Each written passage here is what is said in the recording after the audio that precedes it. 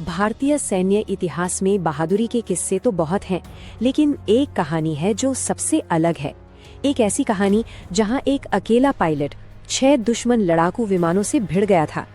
Jet इंजनों की गूंजती दहाड़ सुबह की शांति को चीर देती है। कश्मीर के आसमान में पाकिस्तान वायुसेना के 6 F-86 सेबर जेट चमकते हुए, घातक और सूरज की किरणों में नहाए हुए। तभी लीड विमान तेजी से नीचे की ओर झुकता है और रनवे की ओर घोता लगाता है। एक के बाद एक बम गिरते हैं। पहला धमाका डामर के रनवे को चीरते हुए एक बड़ा गड्ढा बना देता है, फिर दूसरा और फिर तीसरा। काले धुएं का गुब्बार आसमान छूने लगता है। जमीन से चलती एंटी एयरक्राफ्ट गन की गोलियां बेअसर साबित हो रही हैं। उसी समय फ्लाइट लाइन पर हरे रंग के फ्लाइट सूट में एक युवा पायलट अपने नन्हे full and net fighter jet की ओर दौड़ता है। हमलावर सेबर जेट्स के सामने यह विमान किसी स्पोर्ट्स कार की तरह छोटा नजर आता है। यह है फ्लाइंग ऑफिसर निर्मलजीत सिंह सेखों। 26 साल की उम्र, आंखों में गजब की तीव्रता। आसमान से बरसते मलबे के बीच वो कूदकर अपने कॉकपिट में बैठ जाते हैं। यह उस योद्धा की कहानी है जिसने अकेले ही कश्मीर के आसमान में 6 दुश्मन विमानों से लोहा लिया और घाटी को उनके कहर से बचाया।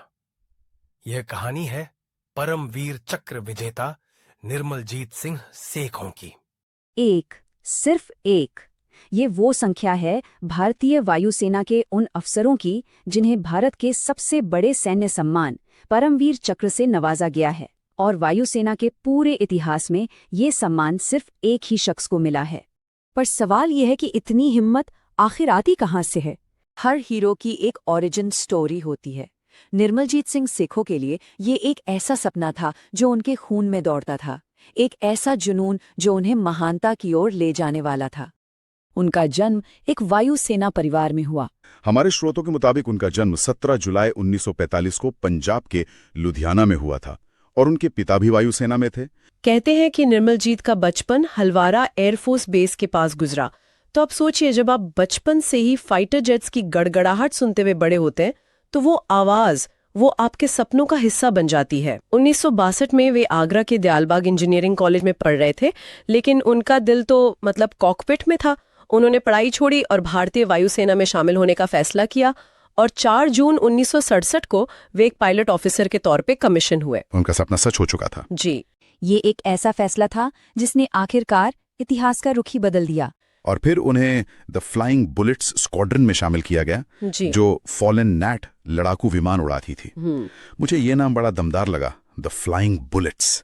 क्या ये एक इलीट स्क्वाड्रन मानी जाती थी? द फ्लाइंग बुलेट्स यानी नंबर 18 स्क्वाड्रन एक बहुत ही प्रतिष्ठित स्क्वाड्रन थी और उनका विमान नैट अपने आप में एक दिलचस्प कहानी है। ये छोटा जरूर था, लेकिन इतना फुर्तीला और तेज था कि इसे सेबर स्लेयर का निकनेम मिला हुआ था। सेबर स्लेयर मतलब सेबर जेट्स का शिकारी? हाँ, सेबर जेट्स का शिकारी। ये तो बड़ी बात है। सेबर जेट्स तो उस समय के सबसे ताकतवर विमानों में से थे। बिल्कुल। अमेरिका में बने F-86 सेबर जेट्स बड़े और भारी थे। उनके लिए एक छोटे, तेजी से मुड़ने वाले नैट से डॉगफाइट में उलझना एक बुरे सपने जैसा था। नैट विमान दुश्मन की नजर में आसानी से आता भी नहीं था, तो सेखों के पास हथियार के तौर पर सिर्फ हिम्मत नहीं, बल्कि एक बहुत काबिल मशीन भी थी, और वो इस मशीन के मास्टर बन रहे थे। तो उनकी ट्रेनिंग पूरी हो चुकी थी, वो एक काबिल पायलट थे और उनके पास एक बेहतरीन विमान था। लेकिन एक पायलट की असली पहचान तो जंग के मैदान में ही होती है, और वो मौका आया 1971 की लड़ाई में। यह कहानी है परमवीर चक्र विजेता निर्मलजीत सिंह सेखों। दोस्तों, कहानी पसंद आए तो चैनल को लाइक, शेयर और सब्सक्राइब करें ताकि आप सुनते रहें ऐसी रियल कहानियां। तो चलिए सीधे आपको कहानी के सबसे नाटकी पल में ले चलते हैं। तारीख थी 14 दिसंबर 1971 और जगह थी श्रीनगर एयरफील्ड। उस दिन श्रीनगर में हालात कैसे थे? हालात बहुत नाजुक थे। यहाँ एक बहुत जरूरी बात समझनी होगी। 1948 के एक अंतर्राष्ट्रीय समझौते के कारण युद्ध शुरू होने से पहले श्रीनगर एयरबेस पर स्थायी रूप से कोई लड़ाकू विमान तैनात नहीं था। अच्छा जी, सेखों और उनकी नैट टुकड़ी को युद्ध छेड़ने पर ही वहां भेजा गया था। इसका मतलब है कि वे उस इलाके से पूरी तरह वाकिफ नहीं थे। सही कहा। उन्हें ना तो कश्मीर के ऊंचे पहाड़ों के बीच उड़ान भरने का अनुभव था और ना ही वहां की कड़ाके की ठंड का। तो उन्हें सिर्फ दुश्मन से नहीं बल्कि मौसम और भूगोल से भी एक साथ लड़ना था। ये उनके लिए एक बहुत बड़ी चुनौती थी। और इसी चुनौतीपूर्ण माहौल में 14 दिसंबर 1971 की सुबह हमला हुआ।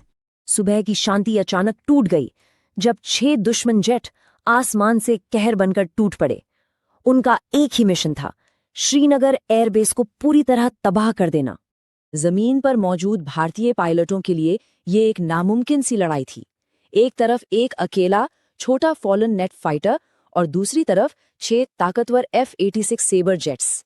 हालात बेहद खतरनाक थे। उस समय फ्लाइंग ऑफिसर सेखो अपने leader flight lieutenant BS Ghumman के साथ रेडीनेस पर थे, यानी किसी भी हमले की सूरत में 2 मिनट के अंदर उड़ान भरने के लिए तैयार। जैसे ही पहला बम एयरफील्ड पर गिरा, सायरन बज उठे और वे दोनों अपने विमानों की तरफ भागे। लेकिन रनवे पर तो बम गिर रहे थे। ऐसी स्थिति में टेक ऑफ करना तो लगभग नामुमकिन होगा। इसे ऐसे समझिए, रनवे पर हर कुछ सेकंड में बम फट रहे हैं। चारों तरफ धूल, धुएं और मलबे का गुबार है। रनवे पर गड्ढे हो सकते हैं या कोई बम आपके टेक ऑफ के दौरान ही फट सकता है। ऐसी स्थिति में विमान को सही स्पीड और एंगल पर हवा में ले जाना वो लगभग नामुमकिन होता है। एक छोटी सी गलती का मतलब है कि आप रनवे पर ही आग का गोला बन जाएंगे। फिर भी उन्होंने टेक ऑफ किया। हाँ, फ्लाइट लेफ्टिनेंट घुम्मन ने पहले टेक ऑफ किया। उनके विमान से उड़ी धूल की वजह से सेखों को कुछ सेकंड रुकना पड़ा, और ये कुछ सेकंड की देरी मतलब इतिहास बदलने वाली थी। जब तक सेखो हवा में पहुंचे, घुम्मन बादलों में ओझल हो चुके थे और उनका आपसी संपर्क टूट गया था। अब आसमान में निर्मलजीत सिंह सेखो अकेले थे और उनके सामने थे 6 पाकिस्तानी सेबर जेट्स। जी 6। एक नैट विमान और 6 सेबर जेट्स। ये तो सुनने में किसी फिल्म के सीन जैसा लगता है। ऐसी स्थिति में कोई भी पायलट शायद पीछे हटने की सोचेगा। उन्होंने क्या किया? उन्होंने वो किया जो एक बेहतरीन फाइटर पायलट करता है। उन्होंने दुश्मन की संख्या को उनकी कमजोरी बना दिया। पीछे हटने का तो सवाल ही नहीं था। उन्होंने तुरंत 2 सेबर जेट्स का पीछा करना शुरू कर दिया जो बमबारी करके भागने की कोशिश कर रहे थे। उन्होंने दुश्मन को एक ऐसी तंग लड़ाई में उलझा दिया जहां नैट की फुर्ती काम आई। उस वक्त रेडियो पर उनकी आवाज बिल्कुल शांत और स्थिर थी। वो एयर ट्रैफिक कंट्रोल को लगातार अपडेट दे रहे थे। जरा सोचिए, आप आसमान में हैं, 6 दुश्मन जेट्स ने आपको घेर रखा है और आपका विंगमैन कहीं नजर नहीं आ रहा।